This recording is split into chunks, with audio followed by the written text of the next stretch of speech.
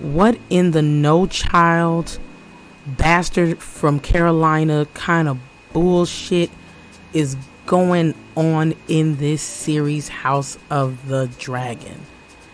Because it is very clear to me that there is a message trying to be sent, and it ain't looking good, in my opinion. It really is not. And I'm gonna say it. Why do we have a bunch of grown ass men pimping out or eliciting like sexual content or non-sexual content amongst young women, preferably 15, some of them as young as 12? Can we answer this question? Like, really?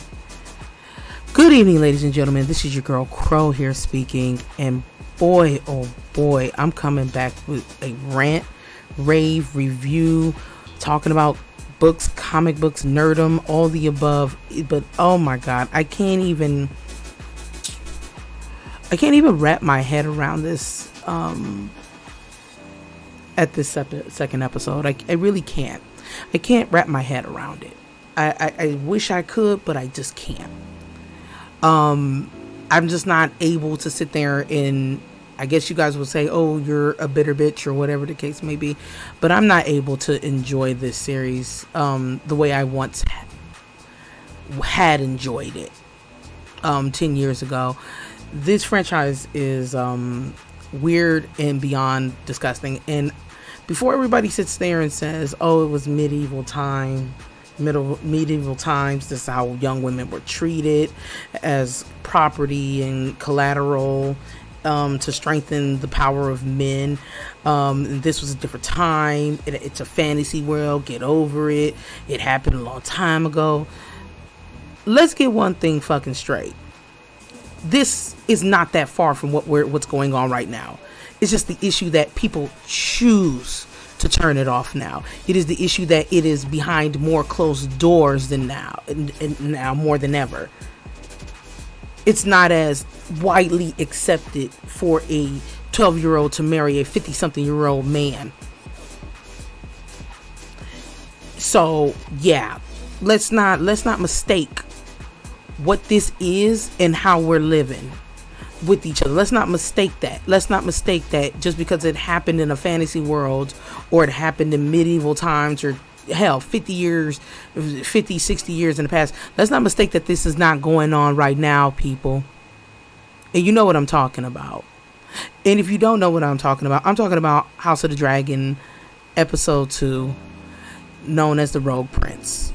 There's several things I had a problem with, but we're gonna start off on the good points, and it's not really that many good points. 2 good points I will have to say. We finally got an intro. The intro was good. It was the blood thing going and stuff like that. I didn't know what the hell they were in, but then I had to rewatch it again to figure out, oh yeah, this is the models that Viserys had built of old Valyria. It's in the title sequence and all the blood's running, and you have all these sigils and houses and people that you guys have never seen before. You had a lot of that coming in and coming out into the franchise and into the series and where it's coming from. You do have the traditional repurposed score coming on again, the iconic sound. That still, it felt slightly good to hear that again, and that composition of music to grace my ears again. That was good. If I had to say, if you must know, I did enjoy the scene between Rhaena Targaryen and Rhaenyra Targaryen. I enjoyed that scene, dialogue. I really did. I enjoyed the hell out of it, to be quite honest. That was the most enjoyable scene that I had ever saw in this series, and that's from episode 1 and 2. It was very enjoyable, and I find it very enjoyable because you see the duality of between past and present, and you see this bitterness between cousins and how this ends up going to come forth into a bigger, more spectacle, and how what Rhaena tells her cousin, Rhaenyra, what she tells her to be partially true. And yes, I'm not going to be giving spoiler alert too much for this. This is all spoilers. I have to say, this will all be spoilers, and stuff like that. So yeah, I'm not going to say, oh, spoiler free, no, all the above. Excuse me, my window is open. It's kind of still hot here, where I stay at. So if you do hear some noises, please forgive me for that. I will be getting newer equipment so I can buffer out some certain parts, like when I say it, so it won't sound as crisp or sharp or radiating to the ears. But yeah, those were my favorite parts from episode 2, The Rogue Prince of House of the Dragon. I have to say that was a wonderful dialogue, because I did want to see these two communicate very well. Rhaena and Rhaenyra, the queen who never was versus the queen. Well, I'm not gonna give too much away, but let's just say it like that. They will be having queen names that are not good. Let's just say it like that. But yeah, I did enjoy it. That was some of my takeaways of the good that came from this episode. But let's move on to the bad. Like I said, the dragons are just fucking they're horrendous. I don't know who is doing what and what is doing what. But these damn dragons don't even look, sound, or operate the way Drogon did. They really do not. I mean, we gonna start on that first, okay? As well as the armor on Sir Otto Hightower was ugly as hell. A lot of that armor was ugly as hell, basic as hell. It looked like the Lannisters' household guards outfits. I mean, if this is the Targaryen guards outfits, they're horrible. They're horrible outfits. They really are. Kingsguard outfits still kind of look good. I'm not gonna sit there and lie. They still kind of look good. The helms, not so great. Viserys' kingly kind of like robes, they're ugly. It looks cheap. Like I said, it just all looked cheap. I don't know if they fired the lady who used to do the costumes, or if she just has no inspiration anymore. But her costumes used to be so intricate. Her costumes did. They used to be intricate. They used to even tell the story of what's going to happen within the outfits. This just looks like geometrical designs that are straight, bland. I mean, it even looked like with Viserys in his in the sigil, and if you look on the front of his like outfit, it looks like it's just been ironed on. It looks weird, like it's ironed on. It's horrifying. It's hellified and it's horrifying. And forgive me if I have some really shoddy pictures and things like that, but I'm just gonna tell you what it is. I had to take a picture of it on my camera because it's hard to get the cut scenes, of course, on Google with this being so freshly recorded after an hour of seeing this. But the costumes are horrible. Like I said, the dragons are horrible. I made that complaint my last video, and I thought it would improve, but yeah. And like I said, the dragons and how they sound like an old ass Cadillac converter that's been ripped apart from a Prius. It really does. If you ever had your Cadillac converter ripped from your car or stolen from your car by car thieves, turn that bitch on, and then that's what one of their dragons sounds like. It doesn't give power. It doesn't give anything. It just gives like this serpent kind of sound, and like it's weird. I don't even want to do the sound for you guys because I don't have the right equipment to where it would filter out right without pissing your ears off. But that was horrible. The outfits were horrible, as I said. But we are going to move on to my biggest gripes, and mind you, like I said, these gripes are from episode 1, and while I know these 2 episodes are going to be the last of what we see I believe, of this kind of behavior, I wouldn't put it past me. I really wouldn't.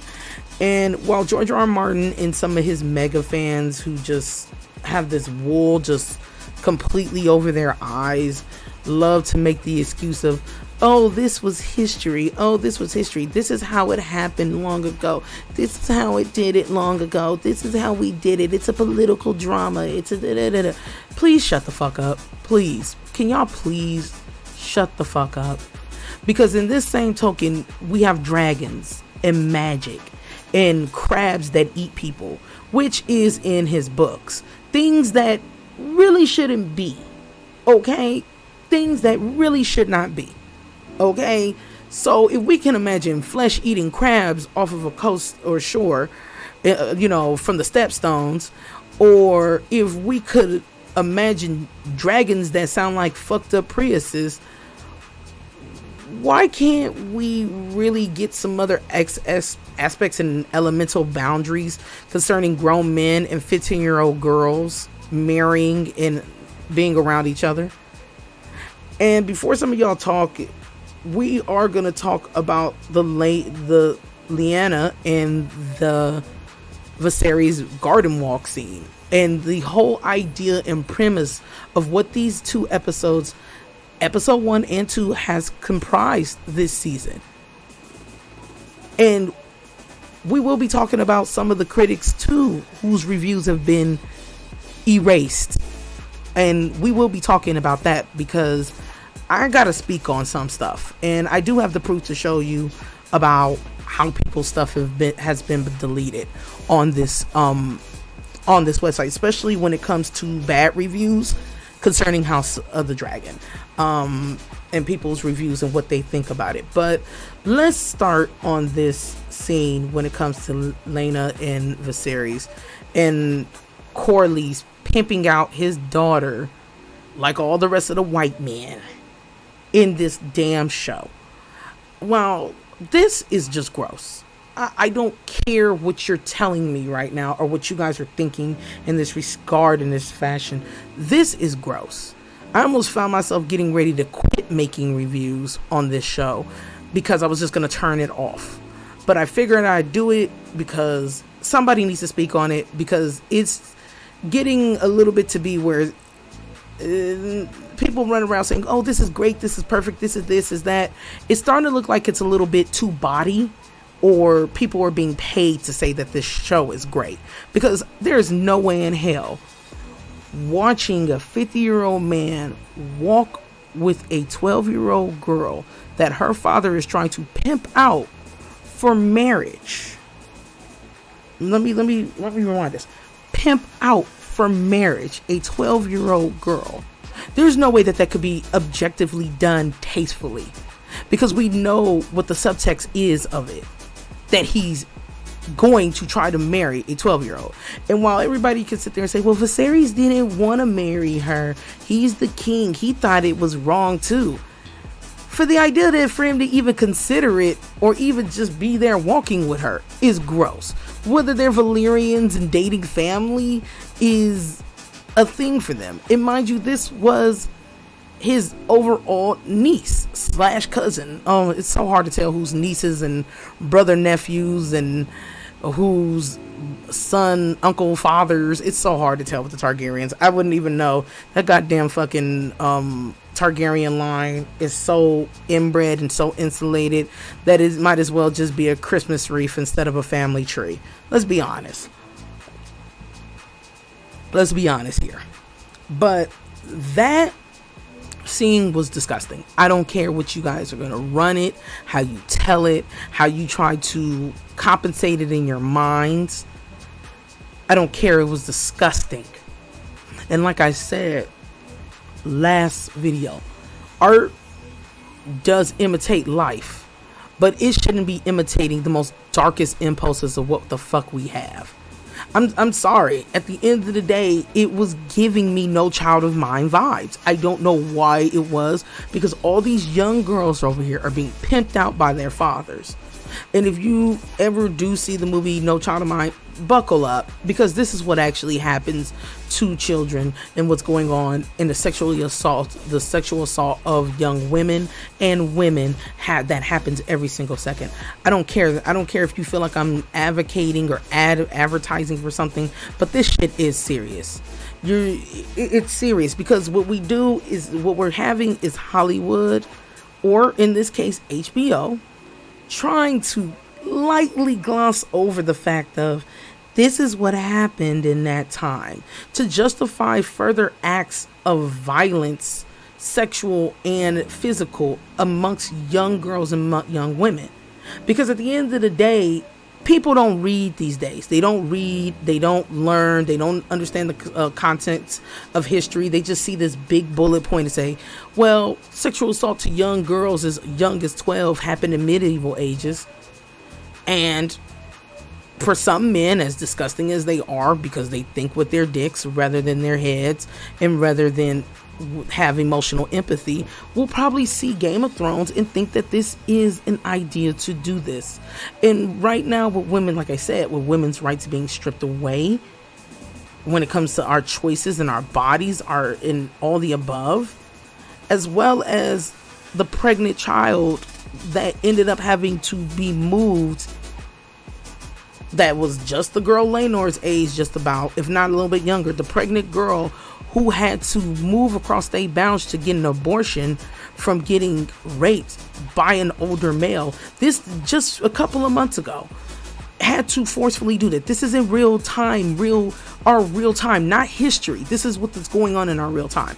To see that and know that that happened, and then to watch this weird how to groom your child bride shit on HBO, it's disgusting. And I'm gonna start saying what some of you reviewers on YouTube aren't saying, because y'all are just so blinded by an idea of what this is, and you're like, well, this is the realness and the grittiness, and this is all that goes on, or that went on in the world. It's still going on now. It's funny how you'll give a full eye to this mess, but you won't give a full eye in attention to younger women who are in foster homes being paraded and paddled around by foster homes for the entertainment of grown men, or pageantry shows. Don't believe me? Look it up. I'll leave the links in my bio, because y'all gotta be losing your mind if y'all thought that was cute. Y'all gotta be losing y'all rabbit ass mind. I don't care if you black or if you white or whatever. If you agreeing with this show, you gotta be losing your rabbit ass mind. You really do. But I'm not going to get on this too much longer. But this was the main thing that made me sick to watch. And then let's not even get on the fact of, oh yeah, everybody's like, oh yeah, he didn't marry a little 12-year-old girl that happened to be his family member. But let's not move on to the immediate motherfucking fact that he just moved on to his daughter's friend, who is 15, only 3 years older than homegirl, or than his little sister, cousin, or whatever the hell it is that the Targaryens calling themselves. But seriously, like, that makes it any better? It doesn't. It's gross. It's gross. It's sick. It's gross. Which BTW, it could be implied that within the 6 months, Viserys had been probably trying to smash on her. Okay? It could be implied that. I don't want to hear tastefully done. It's not explicit. And just because it's not explicit don't mean that it could be tasteful. The material all over is not tasteful. And I don't give a shit whether these girls start fighting each other, or they're fighting each other over this whole idea that, you know, Rhaenyra's like best friend is going to be her stepmom. I could care less of what that plot is. I care about the overall element core of this plot. And the core is, what story are you trying to tell? Which leads me to another thing. The acting, once again, dry. They finally did cut off the ideal of talking too much in Old English, even though people were talking about good morrow and stuff. They did cut that down, and I will give them that they cut that down, but it still made the conversations dry as hell. And I'm gonna let y'all know as a spoiler, all this plotting and scheming about, oh, we're gonna do this and that and do this, I'm letting you know, it's not gonna be for it's not gonna amount to shit. It's not you're not gonna get the Littlefinger betrays Ned Stark moment. You're not really all the way gonna get those moments in this. It's just gonna be people who are on this allegiance, whether it's with the golds or whether it's with the greens. It's just gonna be either the golds or the greens or whatever you want to call it. So or it's gonna be that. It's just gonna be whose loyalty relies on this kind of stuff and blah blah blah blah blah. But the disconnects with the fathers and the daughters, it's gross, of course. That can be summed up to patriarchy at its most disgustingest form. But like I said, there was a small thing that Viserys did try to consolidate his daughter in a lot of ways and try to reach out to her, even though he took 6 months to reach out to her because he was too busy playing with her friend, which is Alicent Hightower. Okay, which is gross. Okay, and the whole thing. And the thing that gets me the most about this fandom is, and what makes me sick about the Game of Thrones fandom, is the energy that you had saved up for the young lady who played Alicent, to where you made her delete her Twitter. Where is that same fucking outrage for some of the shit that's being shown right now? Or some of the shit that has been shown in the history of A Song in Ice and Fire as a TV series? Where is that energy? You have time to bully a girl over a little fucking character. Her, in her essence as an actress, her ability to do her job. Whether it be good or bad or dry or lukewarm. Y'all can bully her over that. But you can't go to that fat bastard George R. R. Martin in Chaputnik and ask them, what the fuck are you writing? Because it's not giving the message that they thought it was going to be giving. It's not giving the message that it clearly is not. When it comes to women, autonomy over their bodies, and the absolute deal of it. Because what are you trying to say? Because you're telling women shit that they already fucking know. You're telling women that shit that they've already known. Shit that our grandmothers know who are still alive. Our great grandmothers who are still alive. You are telling stories that we already know about women and what men think of women's bodies. And fathers think of young ladies' bodies. You're telling a history that we already know. So what is the enlightenment on this? What is the clairvoyance? What is it? Rhaenyra sitting on the throne for a few months, only to be dispatched by her half brother, Aegon? Yeah, that happens, y'all. Unless George R. R. Martin takes it out, that happens, y'all. Rhaenyra will be eaten by her own dragon, whether it's season 4, season 3, whenever seasons they want to stretch this from now. She will be eaten. She will not stay on that throne, if not for maybe a couple of months. She will not stay on that throne. Okay? So, before we start, cheering Rhaenyra on, I'm letting everybody know, too, don't get your hopes up high. Do not get your hopes up high. Never get your hopes up high with this mess. Never. Because it's just going to show what they really think of women. And that's what I said. What is the substance in the portion of you showing these women or showing these young women that, hey, you're going to be married and have children and possibly die from your insides being ripped out? No. And mind you, once again, too, another disposable moment is of Aemma, where her father says, "Oh, I loved her very much," but you didn't tell your daughter the true method and the true reason of what you did. What you did, you had her pretty much killed. You had your wife killed. He didn't tell the real reason of what it is. He just says, oh, I loved her. So where is the sorrow, or where is the idea, or where is the emotional intellect to say, I made a hard choice, a painful choice about your mother. I made these choices. It just seems like he's just sad, and it's been 6 months and he's sad because his sister bride died. But you the one that killed her. See what it's not giving? See what it's not giving? It's lacking emotional intelligence. And I don't give a shit what y'all say about D&D, but D&D at least wrote an emotionally intelligent character and made it come to life on screen with their screenwrites.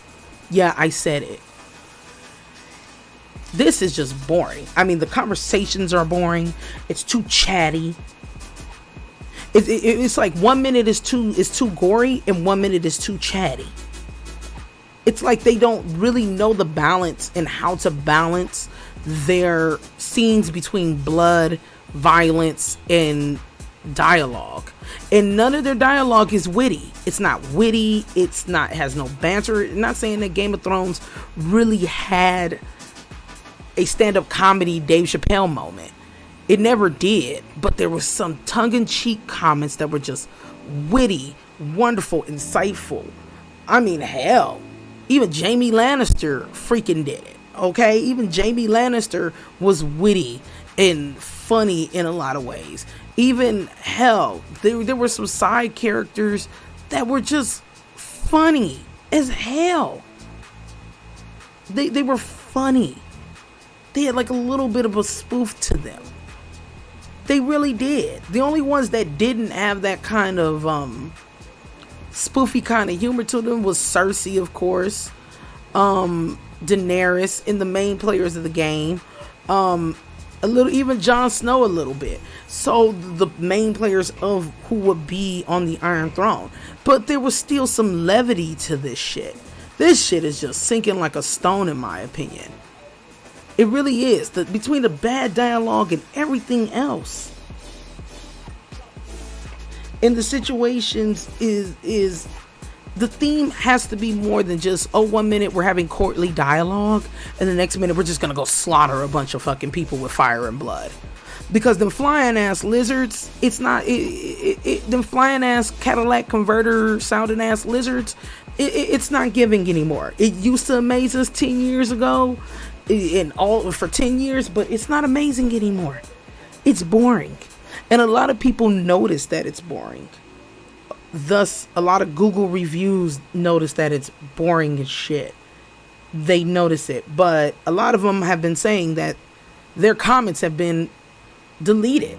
A lot of them have been saying that their comments have been deleted, and I saw a news article that ended up being deleted from National World as well too. I saw it actually get deleted. I really did.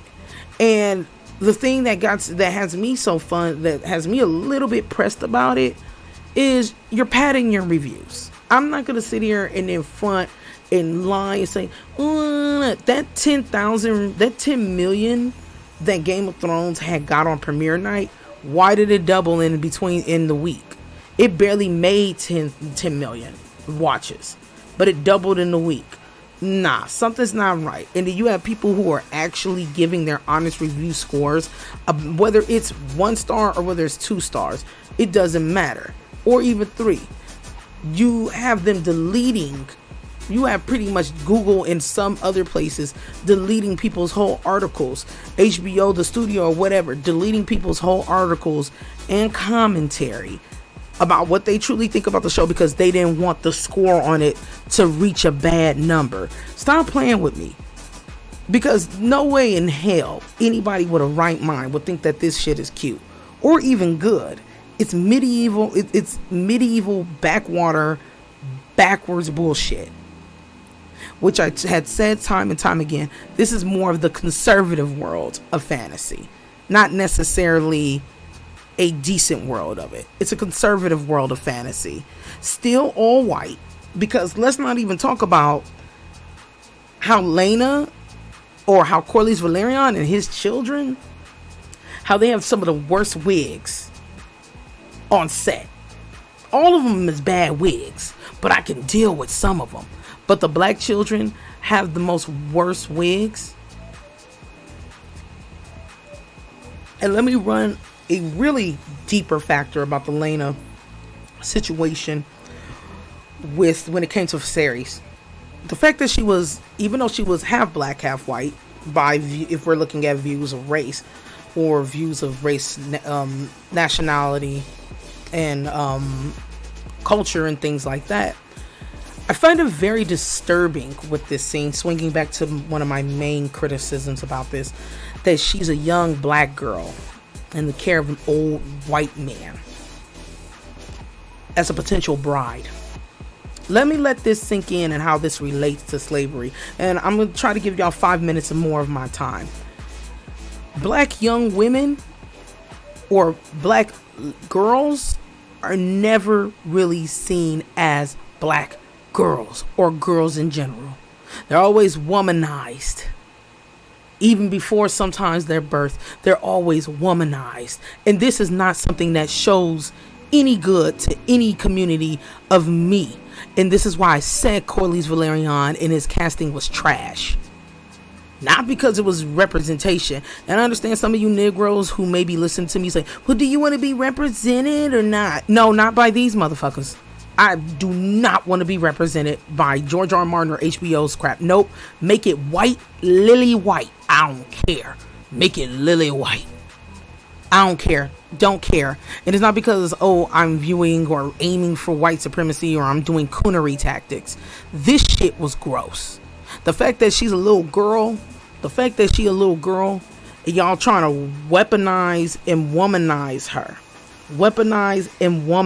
her, speaks a lot to what we are going through in America as young women and young black women at that, and black girls. The idea that our bodies can be centralized into womanhood without even having a childhood. That don't read right for me. It don't read right. Because how many times as growing up young black women, have we just worn stuff that we felt was comfortable, not too revealing, not too showing, but we, as black women often do, we have a little bit of hips on us or a little bit of chest on us, but we have some grown ass mammy or auntie running around here talking about she too fast for her own good. Or you have grown ass men who try to talk to young ass teenage black girls and say, well, her body look grown. You're like, she grown.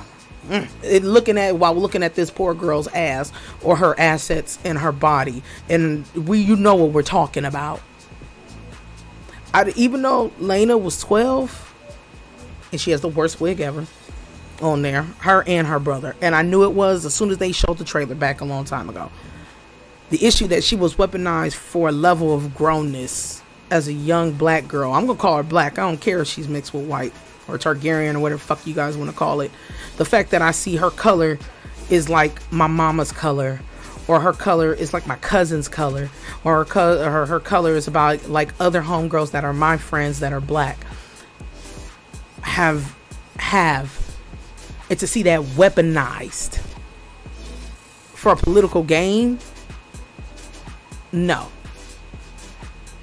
I believe it's one young sister that had spoke about it. She had said, my body is not a political playground. It's not. And it was a sister that said it, not no little white bitch that was at a concert. Okay? I'm not about to sit here and like be cool with this show based on this fucking shit. And then there's several other people who are not cool with this show, and HBO running around here deleting comments, deleting negativity about it because they don't want to see their $400 million budget and their debt with Warner Brothers sink into the ground. I know this podcast this review or this podcast or this episode of what I'm speaking to you guys may be a little bit too much for y'all, or you just make it seem like you're just coming off as a hater. But look at the bullet points, please. Look at the bullet points. None of this was shocking. None of this was riveting. None of this was phenomenal. All we saw was fathers pimping out their daughters for political fucking gain. Something that's disgusting. Something that still happens today. And this is in a fantasy world where dragons and flesh-eating crabs was an idea. Fantasy, BTW. While I know this is the difference between a book and reality, a lot of people don't. We had to remind people up to 4 years ago to stop eating Tide Pods, ladies and gentlemen, to stop eating Tide Pods, washing Tide Pods. We had to remind society and people, don't eat the damn Tide Pods. We had to remind them of that. So in a world where people who are mentally ill or probably not dealing right or progressing their feelings appropriately, we are in a world, unfortunately, we are in a world where people take fantasy as a sense of reality. And like I said, I understand that art imitates life and life imitates art. But there's some lines in art you shouldn't cross. And some things may be better off on paper